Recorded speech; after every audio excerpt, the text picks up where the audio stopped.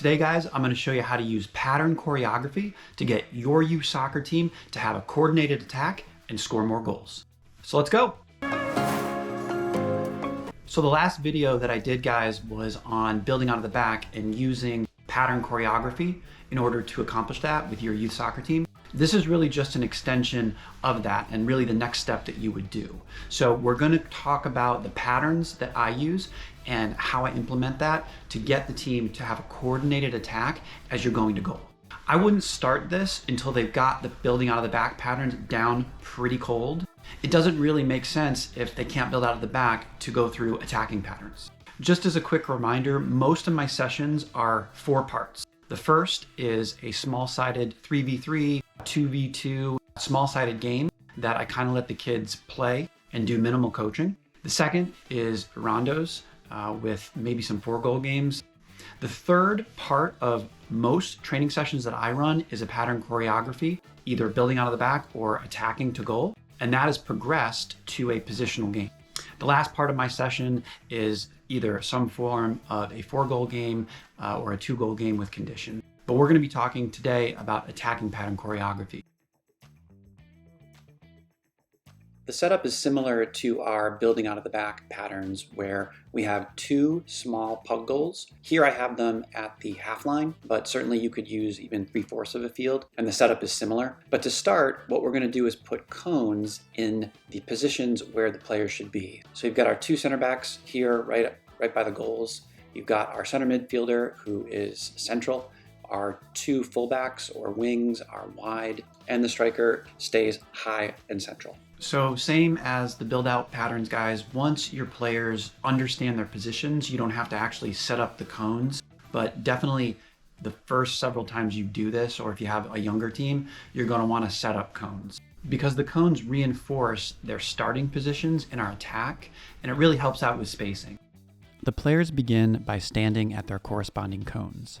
There's a couple different things you can do with additional players. What I have shown here is an initial setup for 10 players with 2 goalkeepers and then 2 additional players who are switching in every time on the wings. Certainly you could sub or have additional players who are waiting in the other positions, all depending on the number of players you have at practice. And initially there will be no defenders, so these players are going to have to switch in every time. You're going to want to put some kind of physical barrier in front of them to start. So I like mannequins, but if you don't have mannequins, you certainly can use training sticks. The placement is important here. You're going to want resistance for your center backs, resistance for your fullbacks, and you're going to want to create pockets of space that the center midfielder and the striker have to navigate. Pattern number 1 begins with the ball at our center back's feet. He brings the ball into our attacking half until engaged by the mannequin here, or you also could use training sticks. He is supported in the wide area by the fullback on that side, and also centrally by the center midfielder. The striker is beginning to cinch over to that side, and the fullback and the center back on the opposite side are again beginning to cinch over. In pattern number 1, the ball is played out wide to the supporting fullback, who then takes his space. The center back who just played him the ball now must come over and support behind. The fullback then takes his space and plays a ball into the center midfielder's feet, who has found space in between defenders.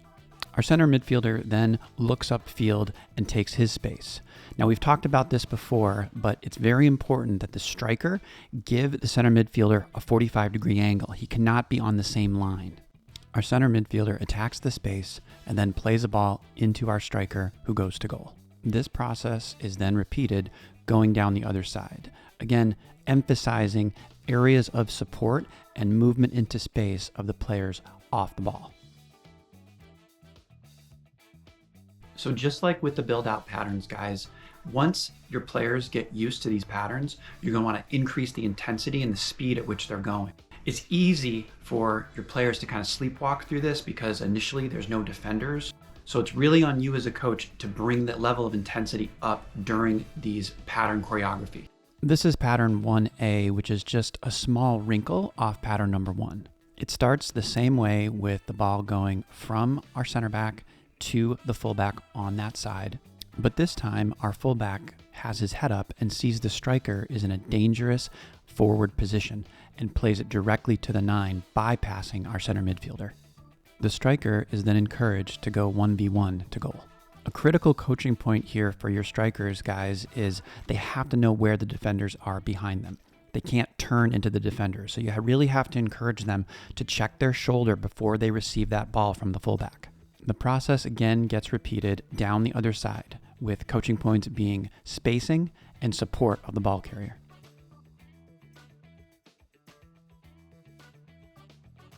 Pattern number 2 begins the same way with a ball from our center back to the same side fullback.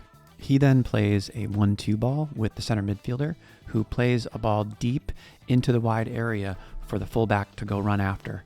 Here we're looking to get into a crossing situation, and we have dedicated runs. The striker always goes near post, the center midfielder goes to the penalty spot, and the fullback goes to the far post. We encourage the fullback who's crossing the ball in to try to pick out one of those 3 spots. Here you want to encourage one-touch finishing, and you really want to work on timing of runs.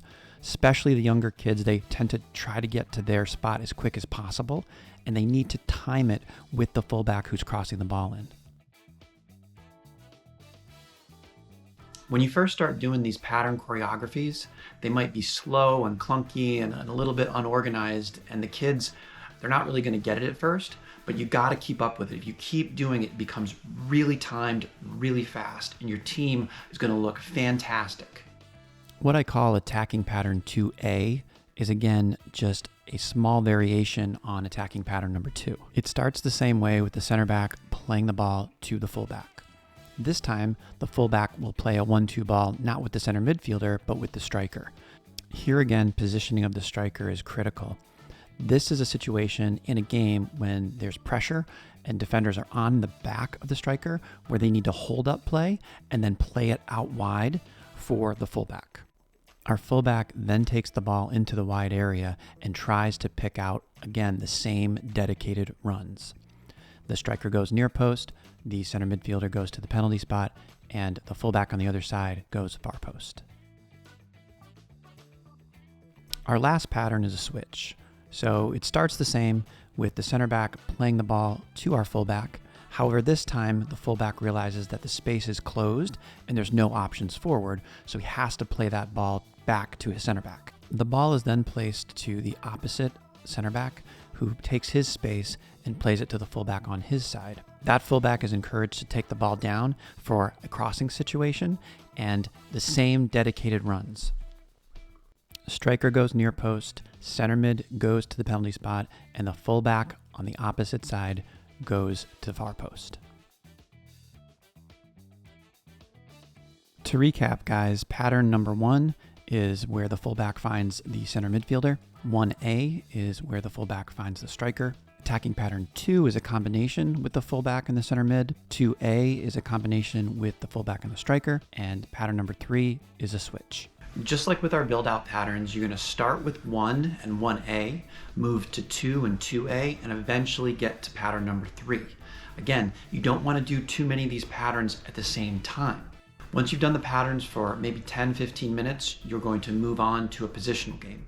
You can start very simply with just 6v1 plus a goalkeeper, add a second defender, add a third defender.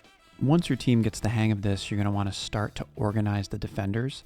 Here's a really nice 6v5 plus a goalkeeper, with the defenders organized into 2 center backs and 3 midfielders. With these positional games, the team in possession goes to the big goal, and the defenders go to the 2 small pug goals. And I'll either play to a certain number or just let them play and keep score. Anytime the ball goes out of bounds or a goal is scored, play is reset with the center backs at the half line.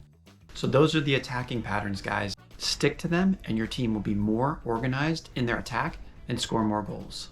As always, guys, if you have any questions, please put them in the comments, and thanks for watching.